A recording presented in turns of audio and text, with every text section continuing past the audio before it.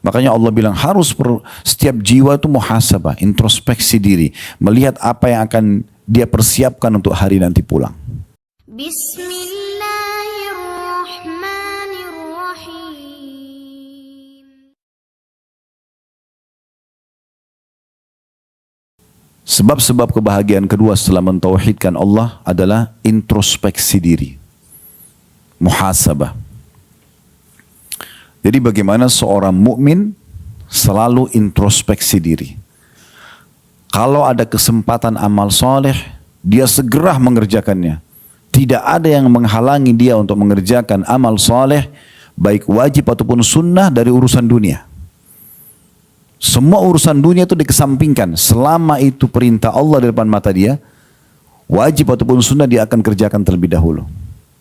Coba praktekin teman-teman sekalian. Lagi meeting, berhentikan dulu untuk sholat. Azan berhenti, sholat. Dan lakukan dengan khusyuk. Pastikan meeting Anda akan sukses nanti. Tapi kalau tunda aja nanti, nggak apa-apa lah, nanti aja sholat nomor sekian. Pasti akan macet itu, kan susah. Coba dengan tenang, berikan hak sholat itu. Nabi SAW, kalau mau berperang, ada hajat apapun, ke sholat. Mohon dulu kepada Allah Subhanahu Wa Taala. Jadi kalau ada peluang amal soleh jangan sia-siakan. Selanjutnya, kalau sudah mengerjakan amal soleh, maka dia selalu menjaga agar tetap dengan kualitas yang sama. Contoh misalnya, kita haji seperti ini. Karena kita lagi haji, saya kasih contoh. Anggap setelah haji ini insya Allah Allah terima.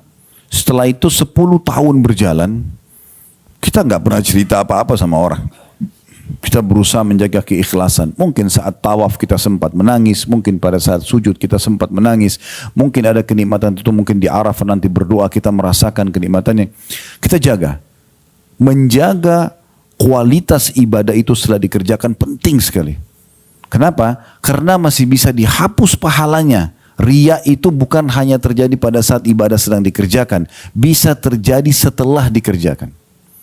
Sekarang kita sedekah ini ikhlas. Besok kita ceritain kepada teman-teman, oh kemarin tuh saya sedekah di sana. Bisa hilang nggak pahalanya? Bisa hilang. Haji sudah lewat 10 tahun pun, tiba-tiba ada orang ngobrol. Saya, waktu dia baru pulang haji misalnya, saya kemarin waktu tawaf tuh nangis, tersentuh banget tuh lihat Ka'bah, misal. Dia ngomong gitu. Syaitan bisikin kita, kau kan juga 10 tahun lalu sama tuh.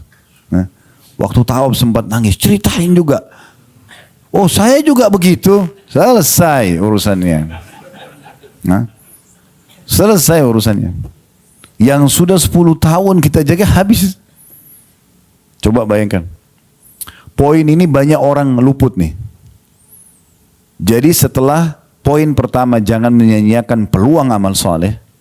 Setelah itu poin kedua, ini satu rangkaian. Menjaga selalu kualitas ibadah itu selamanya sampai kita wafat. Kalau boleh orang tidak tahu, nggak usah tahu. Nggak usah tahu. Makanya dalam sebuah hadis sahih riwayat Imam Muslim kata Nabi SAW, Inna Allaha yuhibbut taqiyul ghaniyul khafi. Allah sangat cinta sama hambanya yang suka bertakwa. Takwa itu maksudnya selalu patuh. Yang Allah perintahkan dikerjakan, yang Allah larang dijauhi, gitu kan? Apa saja yang wajib, sunnah semua dikerjakan. Yang haram dan makruh semua ditinggalkan. Ya. Dia tidak pandang bulu, pokoknya semuanya dikerjakan. Wajib semua dikerjakan. Yang haram juga yang makruh semua dijauhi. Ya. Allah suka dengan hamba yang seperti ini. Yang kedua, ghani. Kaya dan suka bersedekah. Kaya secara kejiwaan, tidak suka mengemis. Dan yang ketiga, khafi. Khafi itu suka merahasiakan ibadah.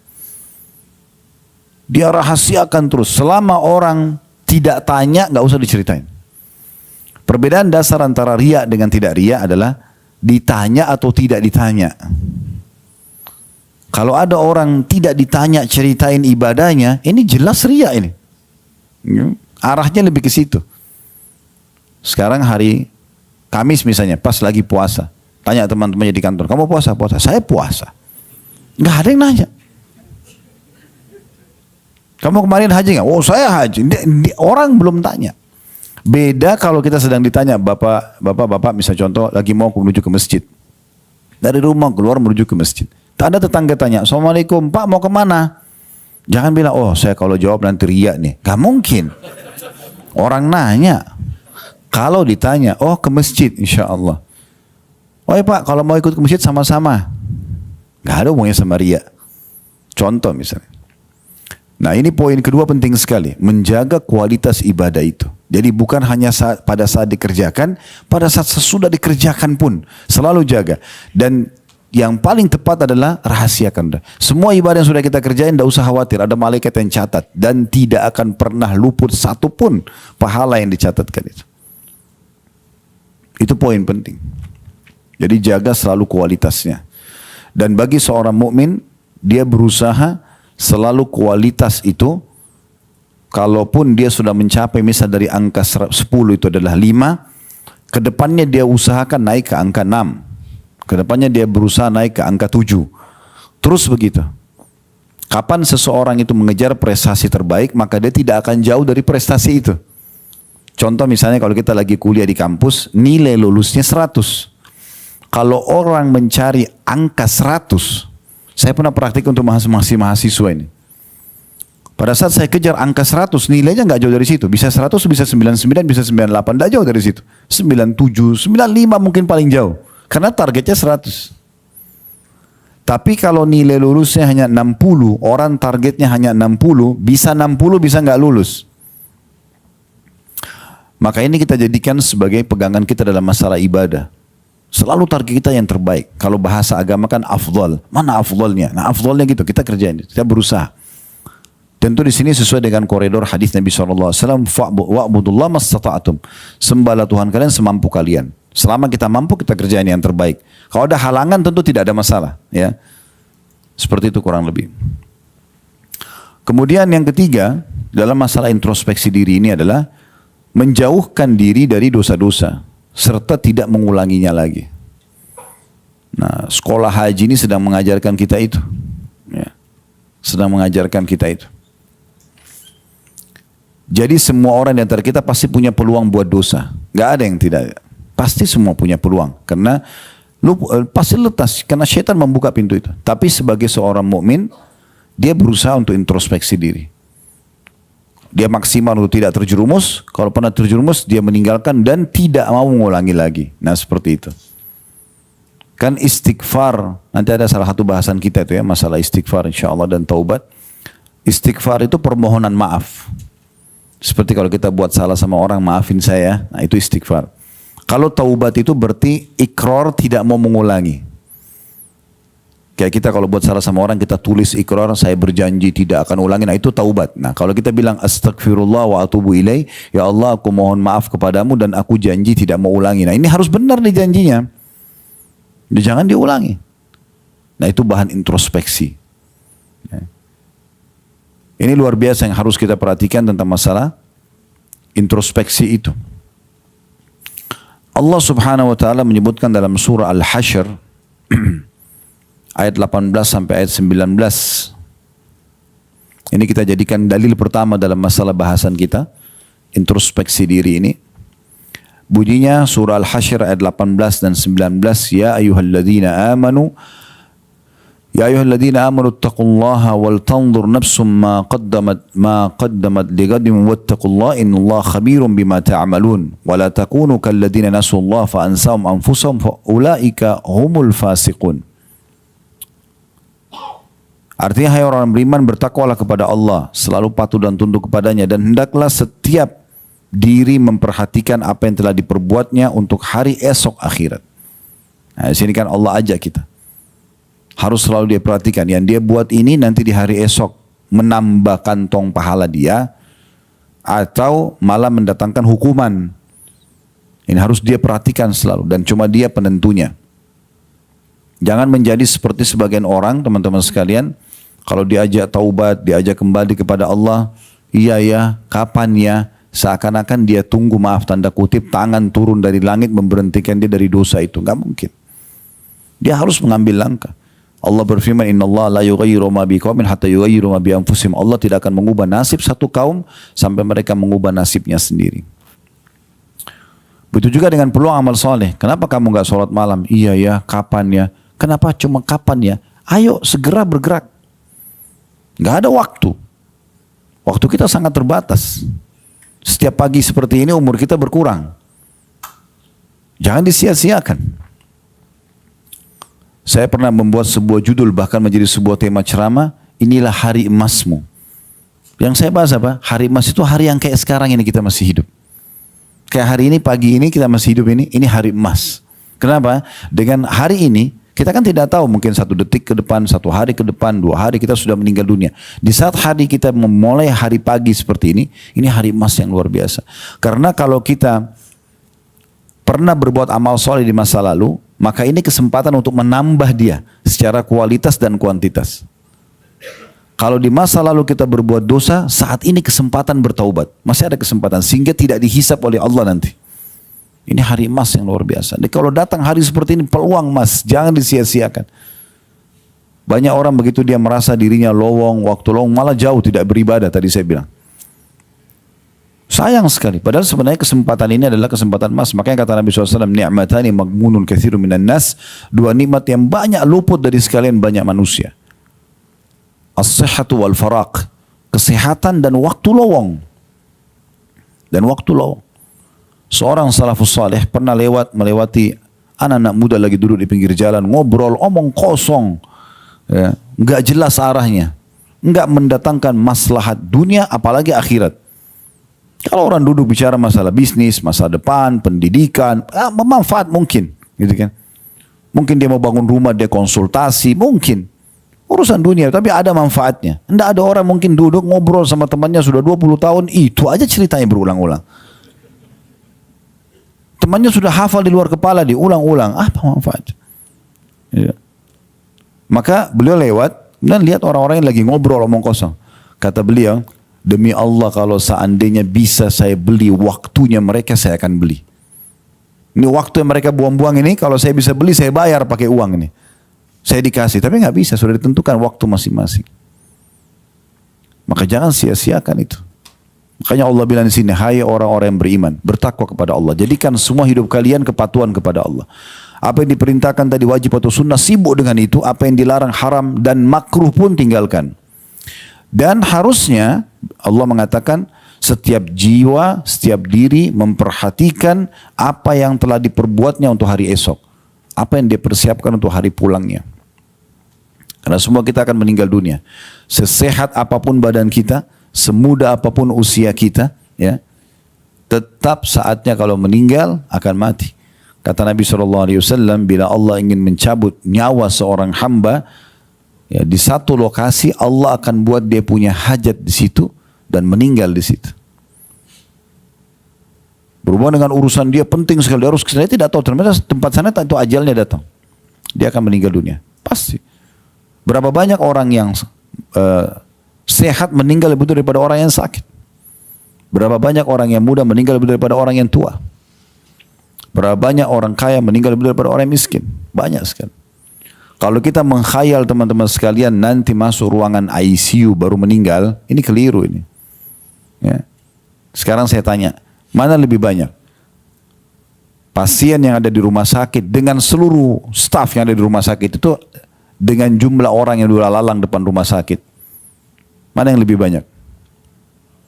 Hah? Mana suaranya nih? Lalang. Artinya yang meninggal sehat lebih banyak daripada meninggal orang sakit. Kenapa harus meng-hire ruangan ICU? Jadi orang yang cerdas itu harus jadikan bahan introspeksi diri. Kita bisa meninggal setiap saat.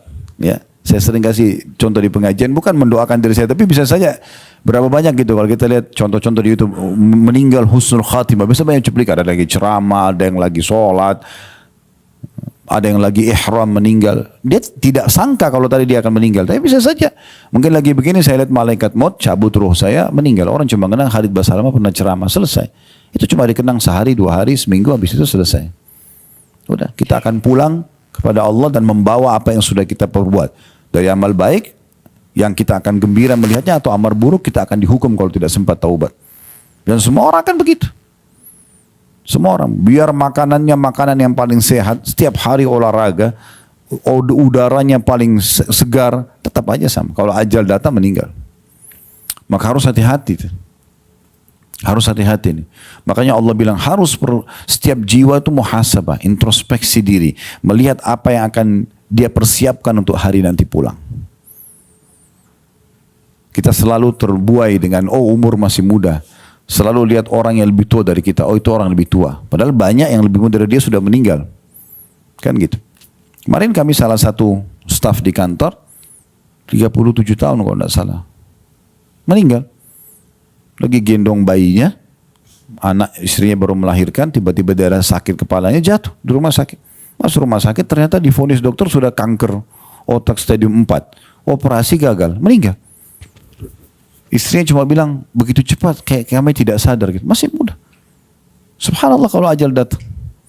Teman-teman dari kantor yang datang pergi lihat ke sana, ke rumah sakit, semua jadi diam. Kata salah satunya cerita sama saya, kami jadi diam semua introspeksi diri. Karena ada teman-teman di kantor yang jauh lebih tua dari dia. Tapi subhanallah, ajal datang.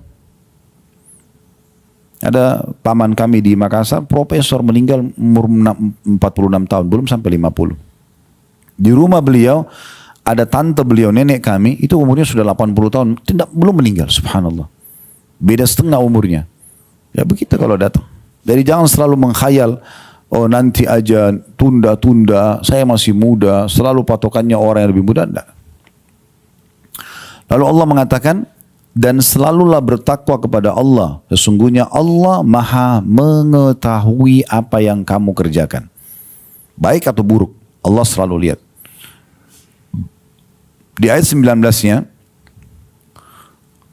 وَلَا تَكُونُوا كَالَّذِينَ نَسُوا اللَّهَ فَأَنْسَاهُمْ أَنفُسَهُمْ أُولَئِكَ هُمُ الْفَاسِقُونَ. Dan jangan pernah kamu seperti orang-orang yang lupa kepada Allah. Gak mau ibadah. Ya. Selalu buat dosa. Lalu Allah menjadikan mereka pun lupa kepada diri mereka sendiri. Mereka lupa umurnya, lupa ibadahnya dan segala macam. Mereka itulah orang-orang yang fasik, kata Allah. Ya. Muhasabah ini teman-teman sekalian memang bagian daripada rangkaian agama kita. Umar bin Khattab punya statement yang menarik dalam masalah ini. Beliau mengatakan hasibu anfusakum qabla an tuhasabu. Selalu introspeksi diri kalian, hisab diri kalian sebelum kalian dihisab. Sebelum kalian dihisab, ya. Lalu beliau mengatakan itu akan memudahkan hisab kalian nanti. Jadi kalau kita di dunia ini selalu muhasabah, tadi sholat saya kualitasnya bagus gak sih? Nanti saya coba tingkatkan kualitasnya misalnya. Tadi perbuatan dosa, kayaknya saya harus segera taubat nih. Nah, introspeksi seperti ini akan memudahkan hisab kita di akhirat. Karena kita di dunia sudah hisab duluan. Selalu kita berusaha tingkatkan kualitas daripada ibadah kita dan selalu kita segera meninggalkan pelanggaran yang kita lakukan. Lalu beliau mengatakan, dan timbanglah amal kalian sebelum ditimbang kelak. Ingatlah keadaan yang genting pada hari kiamat nanti. Sebagaimana Allah gambarkan dalam surah Al-Haqqah ayat 18, kata beliau. Yauma idzin tu'raduna la takhfa minkum khafiyah. Pada hari itu nanti kamu akan dihadapkan kepada Rabbmu secara individual. Setiap orang di antara kita akan menghadap kepada Tuhannya dan secara individual. Tiada sesuatu pun dari keadaanmu yang tersembunyi bagi Allah. Ini dinukil dari kitab Zuhudnya Ibnu Mubarak rahimahullah, seorang ulama tabi'in, di halaman 306. Fudail bin Iyad rahimahullah, seorang ulama tabi'in, berkata, mukmin itu rajin menghisap dirinya, introspeksi diri. Kalau dia berbuat amal soleh, tadi sudah maksimal nggak sih kualitasnya, gitu kan? Kuantitasnya kalau memang ada tambahan kuantitasnya, jumlahnya. Kalau belum, dia maksimalkan. Kalau sudah bagus, dia pertahankan. Dan orang mukmin itu tidak pernah puas dengan ibadah yang dia kerjakan, ya. Tidak pernah puas. Kayak misalnya kita sholat malam nih, sudah kita kerjakan 11 rakaat. Dia coba berusaha selalu untuk menambah kualitasnya. Kalau tadinya kita sholat setiap rakaat cuma baca 2-3 ayat, satu surah pendek di juz 30, enggak, sekarang saya coba tambah. Kalau perlu kita coba mengejar sunnah Nabi SAW, itu dianjurkan untuk membaca setiap malamnya 100 ayat Al-Quran. Bahkan sampai 1000 ayat Al-Quran di sholat malam. Kalau kita ambil misalnya ada penyebutan hadis Nabi SAW tentang keutamaan orang yang baca 10 ayat satu malam, ya dia akan dikasih satu kintor itu kayak lebih baik daripada dunia dan seluruh isinya. Kalau 100 ayat itu akan dapat pahala yang besar, kalau 1000 ayat maka sudah tidak terhingga lagi pahala yang akan didapatkan. Kalau kita ambil misalnya 100 ayat berarti satu rakaatnya 10 ayat. Tapi kan Ustaz hafalan saya terbatas. Sudah keluar fatwa ulama membolehkan kita untuk memegang mushaf kalau sholat sunnah, ya. Jadi kita bisa ambil pegang aplikasi Al-Quran di handphone sambil sholat malam. Daripada terulang-ulang inna atayna wal asr terus, ya. Kenapa nggak mulai dari Al-Baqarah misalnya, ya kan? Al-Baqarah 10 ayat rakaat pertama, ruku lipat Allahu Akbar. Rakaat kedua berdiri lanjut lagi dari ayat 11 sampai ayat 20. Satu malam 100 ayat. Al-Quran 6000 ayat sekian. Dengan cara seperti ini bisa mengkhatam Al-Quran. Misal contoh, sholat duha juga bisa. Kan gitu. Ini contohnya. Fudail bin Iyad rahimahullah mengatakan mukmin itu selalu rajin menghisap dirinya dan ia mengetahui bahwa ia berada di hadapan Allah kelak. Dia akan nanti dihadapkan kepada Allah Subhanahu wa taala. Sedangkan orang munafik adalah orang yang lalai terhadap dirinya sendiri, maksudnya enggan introspeksi diri. Semoga Allah merahmati seorang hamba yang terus mengoreksi dirinya sebelum datang malaikat maut untuk menjemputnya. Cukup banyak sekali ya para ulama salaf yang coba introspeksi diri gitu. Di antaranya ada statement menarik dari Muhammad bin Wasi' rahimahullah. Beliau mengatakan, "Lau kana lidzunubi rihun ma qadara ahadun an yajlisa ilayya." Padahal ini ulama besar ya. Beliau mengatakan kalau seandainya dosa itu memiliki bau, mungkin tidak akan ada seorang pun yang bisa duduk bersamaku. Supaya dia introspeksi diri. Sebagian mereka, teman-teman sekalian, kalau lagi jalan, kakinya kesentuh batu misalnya. Maka sudah cukup mereka beristighfar kepada Allah. Mereka yakin itu peringatan dari Allah. Di antara mereka ada yang kalau lewat, di dekat tong sampah, kecium bau busuk, mereka sudah cukup beristighfar untuk itu. Mereka anggap tidak mungkin Allah ciumkan bau busuk ini kecuali sebagai peringatan. Selalu begitu, peka sekali. Kita kadang-kadang subhanallah lihat orang meninggal di dekat kita, jenazah diantar, enggak tersentuh karena hati sudah sangat keras, ya. Maka introspeksi diri ini manfaatnya besar sekali. Akan membuat kita tidak bangga dengan amal soleh yang kita kerjakan. Kita juga takut terhadap dosa yang sudah kita kerjakan. Sehingga kita selalu istighfar. Dan tidak ada lagi dengan orang yang sering muhasabah, tidak ada lagi orang menganggap remeh orang lain. Karena dia sibuk dengan dirinya sendiri. Dia sibuk muhasabah dengan dirinya. Nah ini manfaat daripada masalah itu.